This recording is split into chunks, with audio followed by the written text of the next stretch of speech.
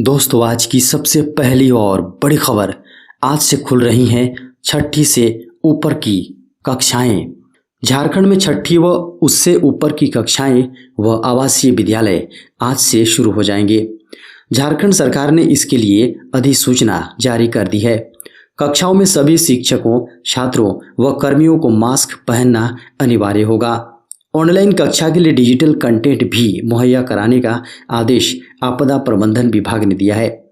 आदेश के अनुसार कक्षाओं में उपस्थिति अनिवार्य नहीं होगी। ऑफलाइन कक्षाओं के लिए छात्रों के अभिभावकों की मंजूरी जरूरी होगी। 5 वर्षों बाद हुई रविवार को जेपीएससी की परीक्षा। झारखंड लोक सेवा आयोग ने रविवार यानी 19 सितंबर को एक साथ 4 सिविल सेवा परीक्षाएं ली, क्योंकि 2016 में हुई छठी सिविल सेवा परीक्षा के बाद 5 सालों से परीक्षाएं नहीं ली गई थी। 7वीं, 8वीं और 9वीं और 10वीं सिविल सेवा के 252 पदों के लिए प्रारंभिक टेस्ट पीटी रविवार 19 सितंबर को आयोजित हुई। परीक्षा 2 पालियों में हुई। झारखंड में कम हो रहा है कोरोना, मात्र मिले 74 सक्रिय मरीज। झारखंड में कोरोना अब हार रहा है। पूरे झारखंड में मात्र 74 सक्रिय मामले हैं।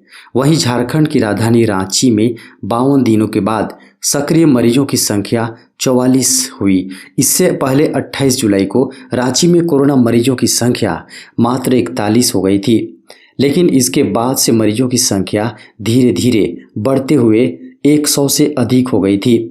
दुर्गा पूजा से पहले राजधानी सहित झारखंड भर में कोरोना मरीजों की लगातार घटती संख्या राहत दे रहा है। हालांकि अभी भी राज्य में सक्रिय मरीजों की संख्या का 59.45% अकेले झारखंड की राजधानी रांची में है। बाकी राज्य के 21 जिलों में केवल 30 सक्रिय केस ही बचे हैं। स्वास्थ्य विभाग की ओर से 18 सितंबर की रात 9 बजे तक के जारी आंकड़ों के अनुसार झारखंड में केवल 3 नए मरीज मिले हैं। ये सभी मरीज रांची में ही मिले हैं। बाकी 21 जिलों में एक भी नए मरीज नहीं मिले हैं। कोरोना की पहली लहर शुरू होने के बाद से लेकर अब तक झारखंड में 3,42,907 लोग कोरोना को मात दे चुके हैं। झारखंड में अभी तक 1,42,66,352 लोगों की कोरोना जांच हुई है, जिसमें 3,48,114 लोग पॉजिटिव मिले। इनमें से 3,42,907 लोगों ने कोरोना को हराया है, जबकि 5,133 लोगों की मौत हुई है। आदिवासी समुदाय ने कहा, गैर आदिवासी से विवाह करने पर नहीं मिले आरक्षण का लाभ। गैर आदिवासी से विवाह करने के बाद आदिवासी महिला और विवाह के बाद उसके बच्चों को एसटी लाभ से वंचित किया जाना चाहिए। गैर आदिवासी द्वारा ऐसा काम केवल आदिवासियों को मिल रही सुविधा का फायदा उठाने और जमीन हड़पने के लिए किया जा रहा है। यह मांग राष्ट्रीय आदिवासी इंडिजीनियस धर्म समन्वय समिति की है, जो मध्य प्रदेश में बैठक के दौरान उठी। बैठक में कहा गया कि वर्तमान समय में आदिवासियों के संवैधानिक अधिकारों पर एक षड्यंत्र के तहत हमला हो रहा है। देश के विभिन्न राज्यों में बड़े पैमाने पर गैर आदिवासी पुरुष द्वारा आदिवासी महिला से विवाह कर उसे अपनी दूसरी या तीसरी पत्नी बनाकर आदिवासियों के संवैधानिक हकों को छीना जा रहा है।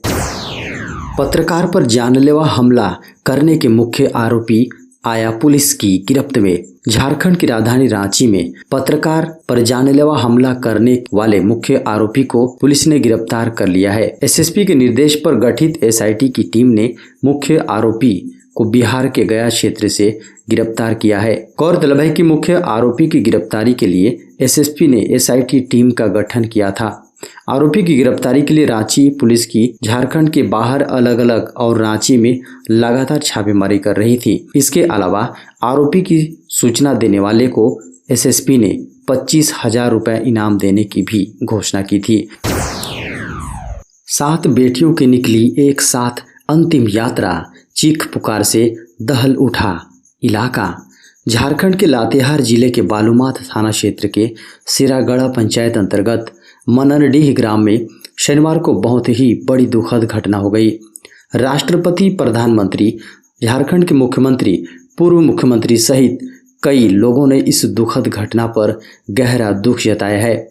शनिवार को करमाडाली विसर्जन के दौरान एक ही गांव के 7 लड़कियों की मौत पानी से लबालब भरे गड्ढे में डूबने से हो गई, जिसमें 3 सगी बहनें भी शामिल हैं। 7 लड़कियों की मौत से इलाके में भूचाल आ गई। एक साथ 7 बेटी की मौत से जिले में शोक की लहर दौड़ गई है। झारखंड की राजधानी रांची में स्थापित किए जाएंगे 113 मॉड्यूलर टॉयलेट। झारखंड की राजधानी रांची में नगर निगम 113 मॉड्यूलर टॉयलेट स्थापित करने जा रहा है। इन मॉड्यूल टॉयलेट पर 2,81,37,000 रुपये खर्च किए जाएंगे। मॉड्यूलर टॉयलेट स्थापित करने का रूपरेखा तैयार कर लिया गया है। टेंडर भी जारी कर दिया गया है। अक्टूबर महीने में टेंडर फाइनल होने के बाद रांची के 113 स्थानों पर मॉड्यूलर टॉयलेट लगा दिए जाएंगे।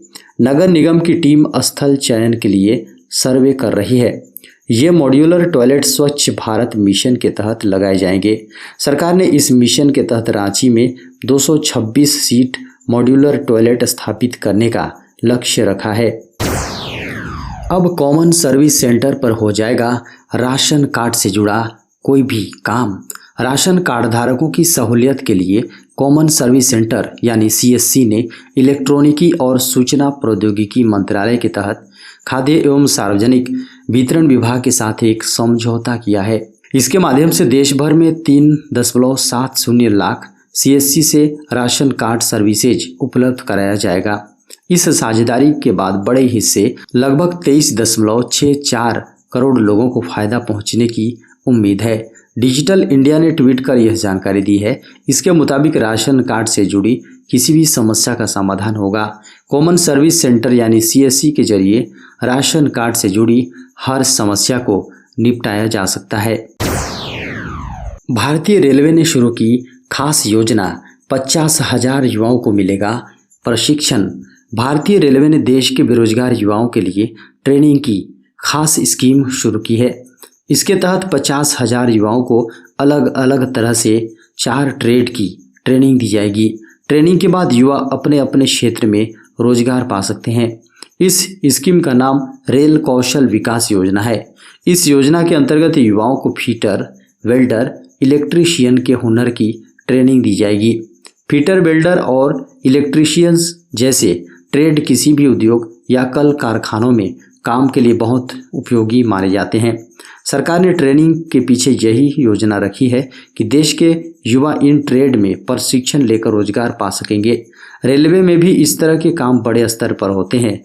उम्मीद है कि ट्रेनिंग के बाद युवाओं के लिए रेलवे में भी मौके मिल सकते हैं। प्रधानमंत्री नरेंद्र मोदी के जन्मदिन यानी 17 सितंबर को रेलवे ने रेल कौशल विकास योजना की शुरुआत की है। देश भर में 11 दिन में लगाई गई 10 करोड़ वैक्सीन। कोरोना वायरस के खिलाफ टीकाकरण अभियान में भारत नए आयाम हासिल कर रहा है। टीकाकरण की रफ्तार ऐसी है कि कई देशों की पूरी आबादी के बराबर प्रतिदिन टीके लगाए जा रहे हैं। बीते शुक्रवार को 2.5 करोड़ डोज लगाई गई हैं। अब तक 80 करोड़ से ज़्यादा डोज लगाई जा चुकी हैं, जिसमें 60 करोड़ 3,94,452 पहली और 20 करोड़ 29,80,695 करोड़ दूसरी दूसरी डोज शामिल है।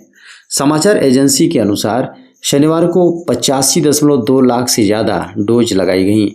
देश में 80 करोड़ डोज लगाने पर केंद्रीय स्वास्थ्य मंत्री मनसुख मांडविया ने ट्वीट कर देशवासियों को बधाई दी और इसे विश्व के इतिहास में सुनहरा अध्याय बताया। आंकड़ों के अनुसार आखिरी की 10 करोड़ डोज लगाने में मात्र 11 दिन का समय लगा, जबकि 60 से 70 करोड़ डोज के आंकड़े तक पहुंचने में 13 दिन लगे थे। शुरू की 10 करोड़ डोज 85 दिन में ही दी गई थी। 1 अक्टूबर से लागू हो रहा है पेंशन से जुड़ा यह खास नियम। 1 अक्टूबर 2021 से पेंशन का एक खास नियम लागू होने जा रहा है। इसे पालन करना जरूरी होगा, अन्यथा पेंशन का पैसा पाने में दिक्कत हो सकती है। यह नया बदलाव डिजिटल लाइफ सर्टिफिकेट को लेकर है। अब यह सर्टिफिकेट देश भर के देश के सभी हेड पोस्ट ऑफिस के जीवन प्रमाण सेंटर यानी कि JPC में जमा कराए जा सकेंगे। जिन पेंशनर्स की उम्र 80 साल या उससे ज़्यादा हैं, वे 1 अक्टूबर से 30 नवंबर 2021 तक जीवन प्रमाण पत्र जमा करा सकेंगे। बाकी पेंशनर 1 नवंबर से 30 नवंबर तक लाइफ सर्टिफिकेट जमा कर सकेंगे। जीवन प्रमाण पत्र जमा करने का काम पोस्ट ऑफिस के जरिए शुरू होने जा रहा है, इसलिए भारतीय डाक विभाग ने यह सुनिश्चित करने के लिए कहा है कि जीवन प्रमाण पत्र, जी हाँ, जीवन प्रमाण सेंटर की आईडी समय से एक्टिवेट कर लें।